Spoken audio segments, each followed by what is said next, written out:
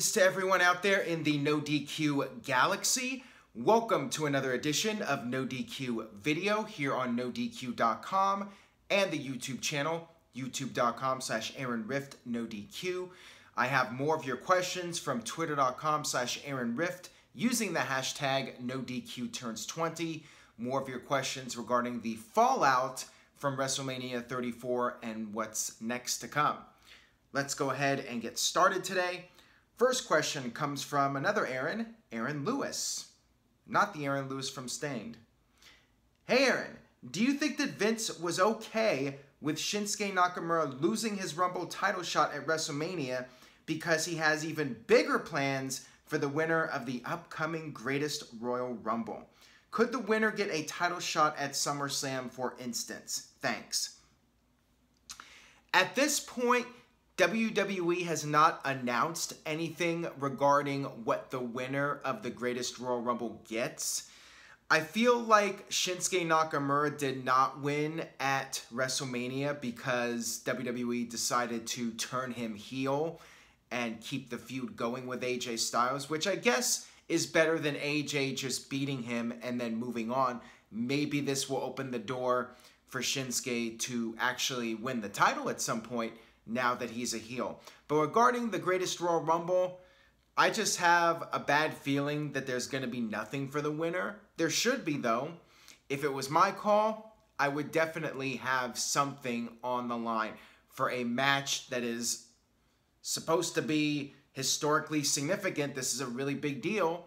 If I was WWE, I would have the winner get a guaranteed title match, guaranteed title opportunity at either Money in the Bank, or you can hold it off until SummerSlam.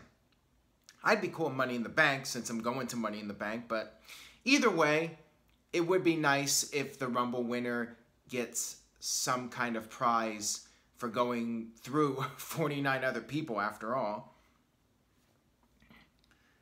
Got this one here from Andrew. When has there been proof of Vince McMahon having talent hold back in a match? There are plenty of examples, and I think a lot of them would be at WrestleMania, because we've seen so many matches at WrestleMania that are letdowns, and then guys have rematches the next month, and they have better matches. Why is it that the matches at WrestleMania, we don't get the best matches possible? Why is it? Is it because WWE feels people tune in for the entrances and the glitz and glamour, the pomp and circumstance of WrestleMania, and therefore the guys don't have to go out there and have 5-star quality matches? Is that why? I just don't get it. Shinsuke Nakamura and AJ Styles, for instance, this year's WrestleMania, that should have been an all-time WrestleMania classic. Instead, it was just an average match. And my gut feeling is when they have their rematch at Backlash or whenever, it's going to be a better match. And you look back in recent years, look at the matches that at WrestleMania were disappointments. Maybe Chris Jericho versus CM Punk is another great example. The WrestleMania match was all right, but then they had a rematch and it was way better. Look at WrestleMania 21, Batista and Triple H. That match was just very average.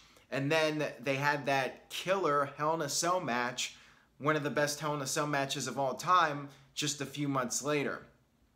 So for whatever reason, we see these guys hold back, and most notably at WrestleMania. And that disappoints me.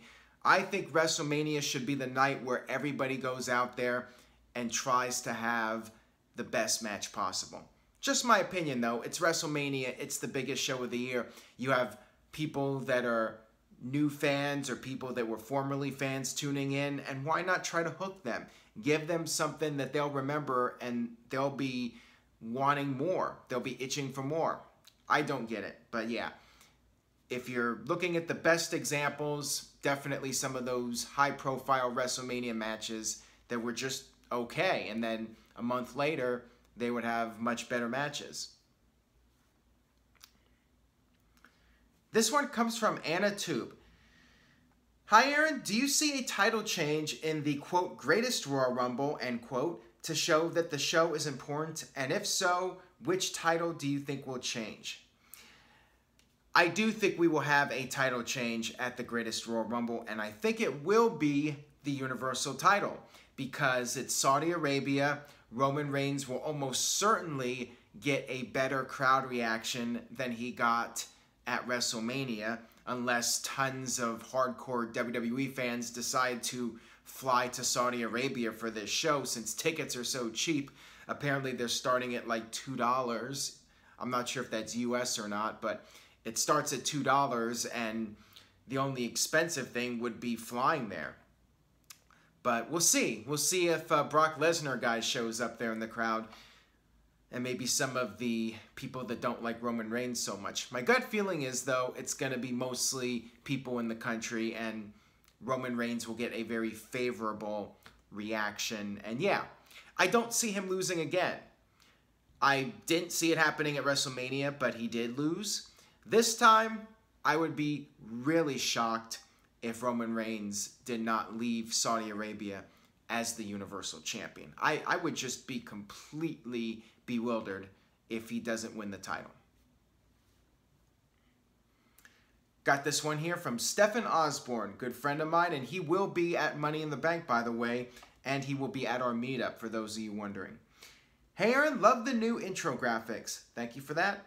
With Stephanie's arm, quote, broken, and Shane still worse for wear, do you think we're finally about to have the next few months McMahon free with just Angle and Page running the shows? Possibly. Now, I feel that this Stephanie McMahon, Ronda Rousey storyline is far from over. I got a vibe of Steve Austin versus Vince McMahon from the segment on Raw this past week with Stephanie and Ronda. I feel like Stephanie is going to try and make Ronda's life a living hell, similar to Vince with Steve Austin. So I think we will see more of Stephanie, perhaps in a few months, once Ronda has her next match. I don't know if WWE is going to rush her at another pay-per-view and have her do another match right away. That remains to be seen. WWE might want to spread out her appearances, and like Brock Lesnar, she's a special attraction, and she wrestles every couple of months rather than every single week. That's how I feel it's going to go down, at least. It could be different. She is booked for some WWE shows during their European tour in May, but I think we'll have a few months without Stephanie, but not that long. I think once Ronda is back on TV, I think Stephanie will be back and that storyline will continue. As for Shane, who knows what's going on with his health issues. He was reportedly going to have surgery because of the hernia. I don't know if that means he's going to be gone for a while. But now that the storyline is presumably over with Kevin Owens and Sami Zayn, then there's really no need for Shane to be around for the time being. So yeah, I think at least for a couple months, we should be McMahon free. But should doesn't mean we will be McMahon free. Anything is possible. Got this one here from Nathan Hawks. Do you think the constant kicking out of tombstones ever since WrestleMania 25 was a bad idea? Every once in a while it would have been fine, but I think WWE overdid it, which took away from the move and it became too predictable. I just have a problem with people kicking out of finishers in general. I guess they're now called signature moves. There's no such thing as finishing moves anymore. Back in my day, to sound like an old man, people did not kick out of finishing moves. It was very rare. Only the top names at the top shows once in a while would kick out of a finisher. Now you see it on just about every major show. So it's not just the tombstone, it's an overall issue in WWE where people are just kicking out of finishers left and right. The AA is not a finisher because Cena almost never beats somebody with it these days. Same thing with the Undertaker's tombstone.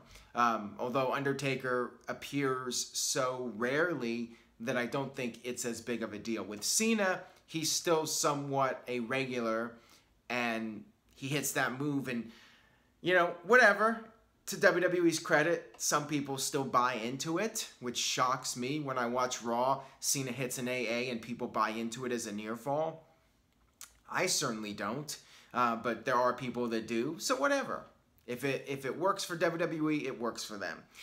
Keep in mind that myself and you guys watching, we are a small percentage of the overall audience, and WWE does what they're going to do, and their focus is getting people to the arenas, having them subscribe to the network, buying the merchandise, and just the overall journey of making money. And it's ongoing. And WWE has been in business for many years, and they know what's best. I'm just a guy sitting here talking about wrestling. I don't really know anything, yet you guys are watching me, which I do appreciate. But yeah, I'm just some idiot, and I have no idea what I'm talking about. Got this one here from Aaron Riff's Cat, who might actually know more than me about wrestling. Why has WWE shifted to catering to almost the hardcore fans in recent years? And this is an interesting question coming off that last one. Frequent references that only hardcore fans will know and booking more matches only to please those fans are some examples. Does WWE not care about casual fans? If WWE did not care about casual fans, Roman Reigns would not be pushed to the moon. Let's face it, he would not be the top babyface right now. So WWE absolutely does care about the casual fans. Yes, there are nods to the hardcore fans, and I think it's in particular when it comes to NXT. NXT is marketed towards those diehard fans, people like me, people like you that are watching this.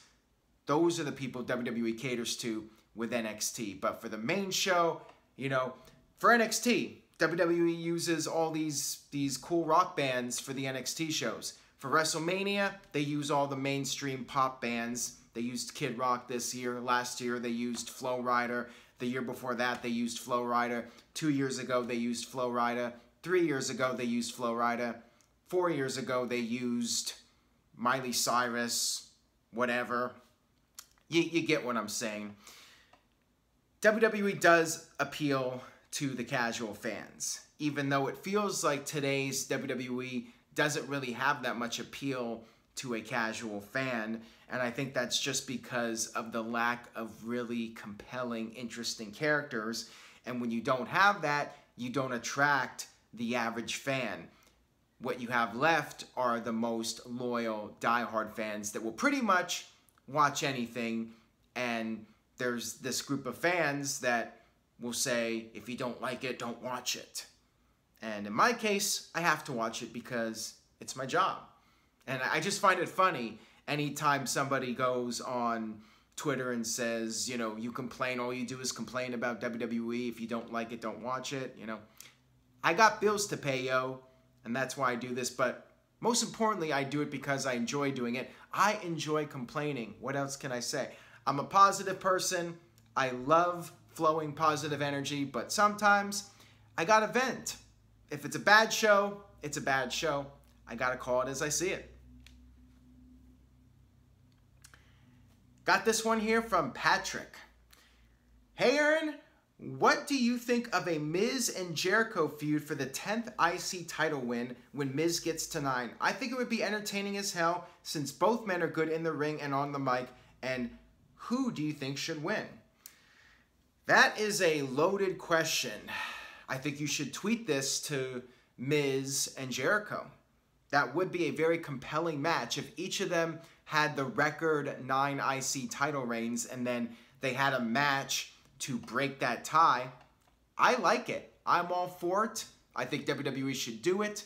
I say you message them, message DOGG Road Dogg or whoever. I'm sure he could pass it along. Message Triple H if he even reads his Twitter messages. Let him know you want to see it. Anybody out there, if you want to see it, let the wrestlers and the people in charge know that you want to see it. I think it's a great idea, personally. I'd love to see it. As for who should win, that is a tough one.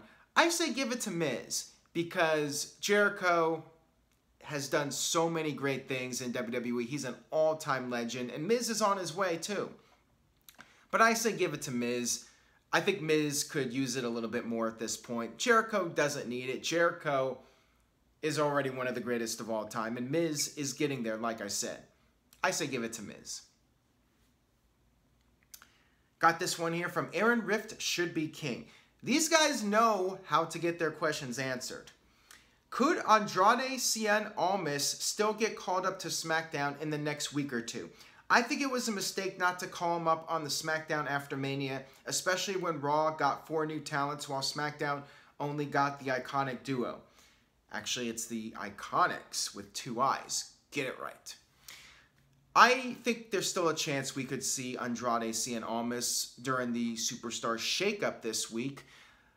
This is a spoiler alert. I don't think he had a match at the NXT tapings this past week, which could be a sign he is going to show up on the main roster imminently. I'd love to see it. I think he's ready. I think it's time. He has definitely gained a following in recent months. He proved himself very worthy of being on the main roster with that match against Johnny Gargano at the NXT TakeOver Philadelphia show. WWE needs a big Hispanic star. I say go for it. Call him up, and maybe if Rey Mysterio is available, you can do Mysterio versus Almas on the main roster and let that be Almas' first big feud in WWE, and let Almas win the feud and he gets the rub by beating Mysterio. That's what I would do, at least. I think that that would be a very fun feud.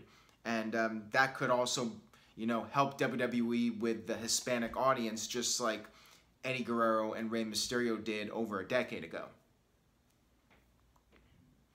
Got this one here from It's the Costanza, who's always got a question for me. Would it be good to see Chris Jericho use one of his Fozzy songs like Judas in WWE like he did in Japan? I think it would be cool if he actually did a live performance on Raw or SmackDown or a pay-per-view. I think he's better keeping his Break the Walls Down song just because he's had it his entire WWE career. Shawn Michaels had Sexy Boy his entire career. Jericho's song, they've done little tweaks, but it's been basically the same song his entire run. So for him to change it now would be really weird. I'm not sure how I would feel about that.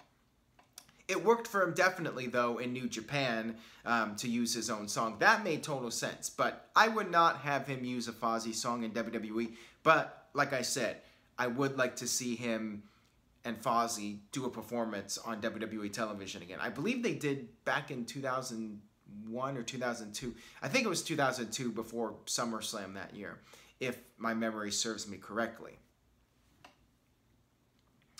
Got this one here from Tristan. Hey Aaron, it hurts me. It hurts him that I don't like Jinder Mahal. I do like Jinder Mahal. I really commend him on his physical transformation and feel he has put into the work in the ring as well. Can you at least admit he's a good heel in a company that doesn't have that many?